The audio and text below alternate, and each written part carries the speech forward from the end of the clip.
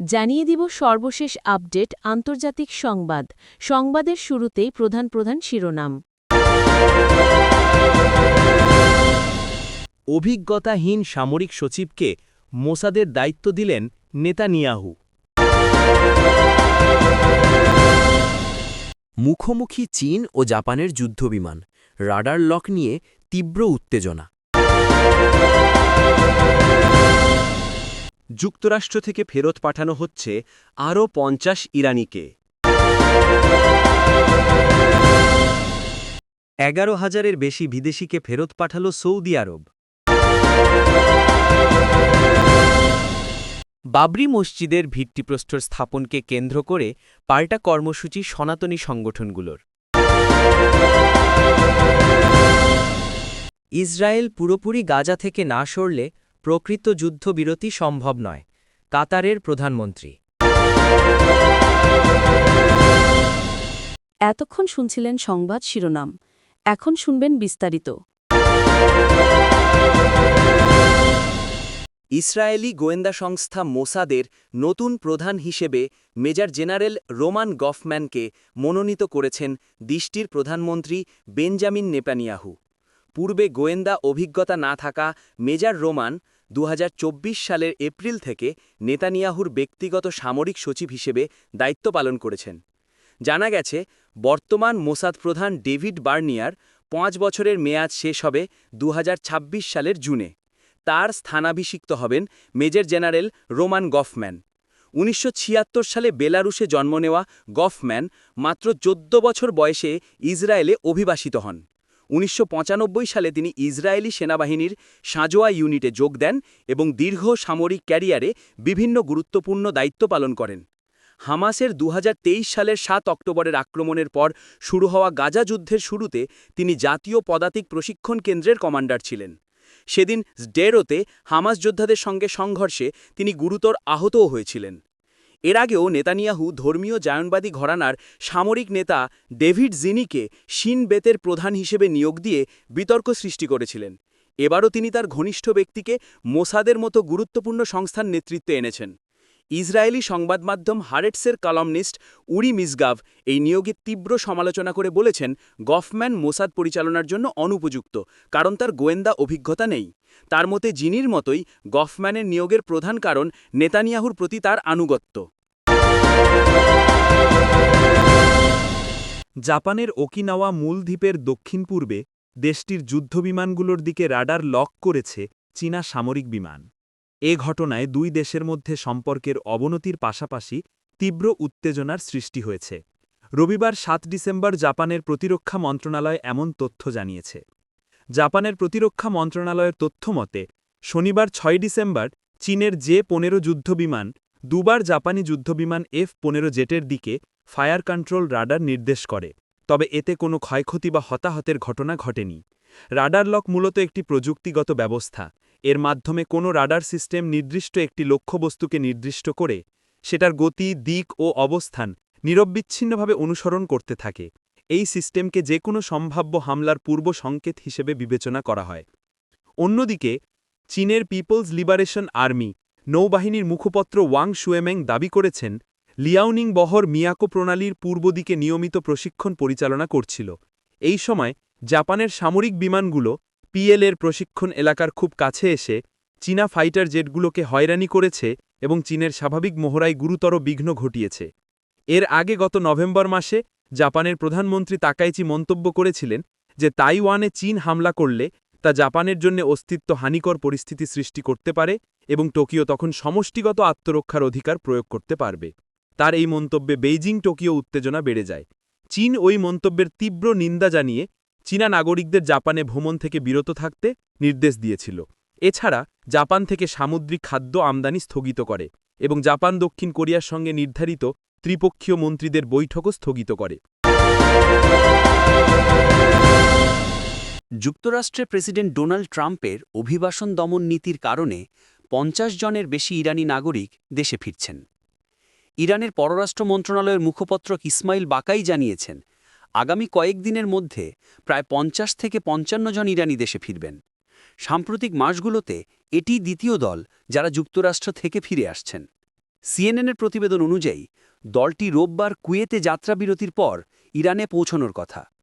মুখপত্র বাকায় যুক্তরাষ্ট্রের অভিবাসন নীতি নিয়ে তীব্র সমালোচনা করেন। তিনি বলেন, বিদেশিদের বিরুদ্ধে, বিশেষ করে আমাদের অঞ্চলের নাগরিক ও ইরানিদের বিরুদ্ধে যুক্তরাষ্ট্রের বর্ণবাদী আচরণ আমাদের কাছে স্পষ্ট। তিনি আরও বলেন, ইরানিদের ওপর রাজনৈতিক উদ্দেশ্য প্রণোদিত চাপ প্রয়োগ করা হচ্ছে, যা মানব অধিকার আইনেরও লঙ্ঘন। ইরান ও যুক্তরাষ্ট্রের মধ্যে আনুষ্ঠানিক কূটনৈতিক সম্পর্ক নেই। তবে ওয়াশিংটনে পাকিস্তান দূতাবাসের আওতায় ইরানের একটি অফিস কনসুলার কার্যক্রম পরিচালনা করে থাকে। এ সপ্তাহে যুক্তরাষ্ট্র ১৯টি দেশের নাগরিকদের গ্রিন কার্ড ও নাগরিকত্বের আবেদন প্রক্রিয়া সাময়িকভাবে স্থগিত করেছে, যার মধ্যে জুনে ঘোষিত ভ্রমণ নিষেধাজ্ঞার আওতায় থাকা ইরানও রয়েছে। গত সেপ্টেম্বর ইরান জানায়, যুক্তরাষ্ট্র ট্রাম্প প্রশাসনের অভিবাসন দমনের অংশ হিসেবে ১২০ জন ইরানিকে বহিষ্কার করেছে। ইরানের পররাষ্ট্র মন্ত্রণালয়ের কনসুলার বিভাগের কর্মকর্তা হোসেন নুসাবাদি তাসনিম নিউজকে জানান, যুক্তরাষ্ট্র বর্তমানে প্রায় ৪০০ জন ইরানিকে বহিষ্কারের সিদ্ধান্ত নিয়েছে, যাদের বেশিরভাগই অবৈধভাবে দেশটিতে প্রবেশ করেছিলেন। সৌদি আরব জুড়ে অবৈধভাবে বসবাসকারীদের বিরুদ্ধে পরিচালিত বৃহৎ অভিযানে গত এক সপ্তাহে ১৯,৭৯০ জনকে আটক করেছে দেশটির স্বরাষ্ট্র মন্ত্রণালয়। শনিবার ৬ ডিসেম্বর এক বিবৃতিতে এ তথ্য জানানো হয়েছে। ২৭ নভেম্বর থেকে ৩ ডিসেম্বর পর্যন্ত দেশজুড়ে নিরাপত্তা বাহিনী ও সরকারি বিভিন্ন সংস্থার যৌথ তল্লাশিতে এসব আটক করা হয়। স্বরাষ্ট্র মন্ত্রণালয়ের তথ্য অনুযায়ী অভিযানে ১২,২৫২ জনকে বসবাস সংক্রান্ত আইন লঙ্ঘন, ৪,৩৮৪ জনকে সীমান্ত নিরাপত্তা আইন ভঙ্গ এবং ৩,১৫৪ জনকে শ্রম আইন লঙ্ঘনের জন্য আটক করা হয়। তাছাড়া দেশটিতে এই সময় মোট ২১,৮০৫ জনকে ভ্রমণ কাগজপত্রের জন্য নিজ নিজ দূতাবাসে পাঠানো হয়েছে। একই সময়ে ৫,৩৭০ জনকে ভ্রমণ বুকিং সম্পন্ন করার প্রক্রিয়ায় আনা হয়, আর ১১,১৪৮ জনকে দেশ থেকে বহিষ্কার করা হয়েছে। সীমান্ত সম্পর্কিত অপরাধ দমনে অভিযান ছিল বিশেষভাবে জোরালো। নিরাপত্তা বাহিনী ১,৬৬১ জনকে সৌদি আরবে অবৈধভাবে প্রবেশের চেষ্টা করার সময় আটক করে। এদের মধ্যে ৪৫% ইয়েমেনি, ৫৪% ইথিওপীয় এবং বাকিরা অন্যান্য দেশের নাগরিক। এছাড়া অবৈধ পথে পালানোর চেষ্টা করার অভিযোগে আরও ৪৯ জনকে আটক করা হয়। অভিযানে অবৈধ প্রবাসীদের পরিবহন, আশ্রয় বা চাকরি দেওয়ার অভিযোগে ১৫ জনকে গ্রেফতার করা হয়েছে। বর্তমানে ৩১,২৯২ জন আইনি প্রক্রিয়ার মধ্য দিয়ে যাচ্ছেন। স্বরাষ্ট্র মন্ত্রণালয় আবারও স্মরণ করিয়ে দিয়েছে, অবৈধ প্রবেশে সহায়তা, পরিবহন বা আশ্রয় দেওয়া গুরুতর অপরাধ, যার শাস্তি সর্বোচ্চ ১৫ বছর কারাদণ্ড, ১০ লাখ সৌদি রিয়াল পর্যন্ত জরিমানা এবং ব্যবহৃত যানবাহন বা সম্পত্তি জব্দ পর্যন্ত হতে পারে। সৌদি আরব জুড়ে অবৈধভাবে বসবাসকারীদের বিরুদ্ধে পরিচালিত বৃহৎ অভিযানে গত এক সপ্তাহে ১৯,৭৯০ জনকে আটক করেছে দেশটির স্বরাষ্ট্র মন্ত্রণালয়। শনিবার ৬ ডিসেম্বর এক বিবৃতিতে এ তথ্য জানানো হয়েছে। ২৭ নভেম্বর থেকে ৩ ডিসেম্বর পর্যন্ত দেশজুড়ে নিরাপত্তা বাহিনী ও সরকারি বিভিন্ন সংস্থার যৌথ তল্লাশিতে এসব আটক করা হয়। স্বরাষ্ট্র মন্ত্রণালয়ের তথ্য অনুযায়ী অভিযানে ১২,২৫২ জনকে বসবাস সংক্রান্ত আইন লঙ্ঘন, ৪,৩৮৪ জনকে সীমান্ত নিরাপত্তা আইন ভঙ্গ এবং ৩,১৫৪ জনকে শ্রম আইন লঙ্ঘনের জন্য আটক করা হয়। তাছাড়া দেশটিতে এই সময় মোট ২১,৮০৫ জনকে ভ্রমণ কাগজপত্রের জন্য নিজ নিজ দূতাবাসে পাঠানো হয়েছে। একই সময়ে ৫,৩৭০ জনকে ভ্রমণ বুকিং সম্পন্ন করার প্রক্রিয়ায় আনা হয়, আর ১১,১৪৮ জনকে দেশ থেকে বহিষ্কার করা হয়েছে। সীমান্ত সম্পর্কিত অপরাধ দমনে অভিযান ছিল বিশেষভাবে জোরালো। নিরাপত্তা বাহিনী ১,৬৬১ জনকে সৌদি আরবে অবৈধভাবে প্রবেশের চেষ্টা করার সময় আটক করে। এদের মধ্যে ৪৫% ইয়েমেনি, ৫৪% ইথিওপীয় এবং বাকিরা অন্যান্য দেশের নাগরিক। এছাড়া অবৈধ পথে পালানোর চেষ্টা করার অভিযোগে আরও ৪৯ জনকে আটক করা হয়।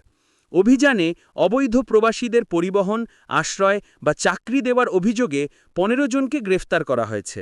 বর্তমানে ৩১,২৯২ জন আইনি প্রক্রিয়ার মধ্য দিয়ে যাচ্ছেন। স্বরাষ্ট্র মন্ত্রণালয় আবারও স্মরণ করিয়ে দিয়েছে, অবৈধ প্রবেশে সহায়তা, পরিবহন বা আশ্রয় দেওয়া গুরুতর অপরাধ, যার শাস্তি সর্বোচ্চ ১৫ বছর কারাদণ্ড, ১০ লাখ সৌদি রিয়াল পর্যন্ত জরিমানা এবং ব্যবহৃত যানবাহন বা সম্পত্তি জব্দ পর্যন্ত হতে পারে। গাজায় বিদ্যমান পরিস্থিতিকে এখনও যুদ্ধবিরতি বলা যায় না বলে মন্তব্য করেছেন কাতারের প্রধানমন্ত্রী মোহাম্মদ বিন আব্দুর রহমান আল থানি। দাবি, ইসরায়েল পুরোপুরি গাজা উপত্যকা থেকে না সরলে প্রকৃত যুদ্ধবিরতি সম্ভব নয়। রোববার ৭ ডিসেম্বর এক প্রতিবেদনে ইসরায়েলি গণমাধ্যম টাইমস অফ ইসরায়েল এ তথ্য জানায়। শনিবার ৬ ডিসেম্বর দোহা ফোরামের এক আলোচনায় তিনি এ মন্তব্য করেন। একই অনুষ্ঠানে তুরস্কের পররাষ্ট্রমন্ত্রী হাকান ফিদানো যুক্তরাষ্ট্রের প্রেসিডেন্ট ডোনাল্ড ট্রাম্পের গাজা শান্তি পরিকল্পনার দ্বিতীয় ধাপ বাস্তবায়ন নিয়ে আঙ্কারার অবস্থান তুলে ধরেন। আল থানি বলেন, আমরা এক সংকটময় পর্যায়ে আছি। এটি কেবল একটি লোক দেখানো যুদ্ধবিরতি মাত্র। এটিকে এখনও যুদ্ধবিরতি বলা যায় না। যুদ্ধবিরতি তখনই সম্পন্ন হবে যখন ইসরায়েল পুরোপুরি গাজা থেকে সরে যাবে। কেবলমাত্র তখনই পরিস্থিতি স্থিতিশীল হবে এবং মানুষ অবাধে যাতায়াত করতে পারবে, যা এখনও হয়নি। গত ১০ অক্টোবর যুদ্ধবিরতি শুরু হলে ইসরায়েল নতুনভাবে আঁকা ইয়েলো লাইন পর্যন্ত সেনা পিছিয়ে নেয়, যা গাজাকে পূর্ব পশ্চিম ২ ভাগে বিভক্ত করে। এছাড়াও নির্ধারিত সময়েও রাফা সীমান্ত খুলে দেয়নি ইসরায়েলি সেনারা। আইডিএফের দাবি, গাজায় থাকা নিহত ইসরায়েলিদের সব লাশ হামাসকে ফিরিয়ে দিতে হবে। সপ্তাহের শুরুতে ইসরায়েল জানায়, তারা রাফা একমুখীভাবে খুলতে রাজি, যাতে কেবল ফিলিস্তিনিরা কেবল গাজা ছাড়তে সক্ষম হবে। কিন্তু মিশর ইসরায়েলের এমন খামখেয়ালি দাবি প্রত্যাখ্যান করে জানায়, ফিলিস্তিনিদের নিজ ভূখণ্ডে ফেরার অধিকার রয়েছে। তবে কাতারের প্রধানমন্ত্রী আল থানি বলেন, কাতার, তুরস্ক, মিশর এবং যুক্তরাষ্ট্র পরবর্তী ধাপ এগিয়ে নিতে একসঙ্গে কাজ করছে। এদিকে যুক্তরাষ্ট্রের এক কর্মকর্তা টাইমস অব ইসরায়েলকে জানান, ২ সপ্তাহের মধ্যে দ্বিতীয় ধাপ ঘোষণা হতে পারে।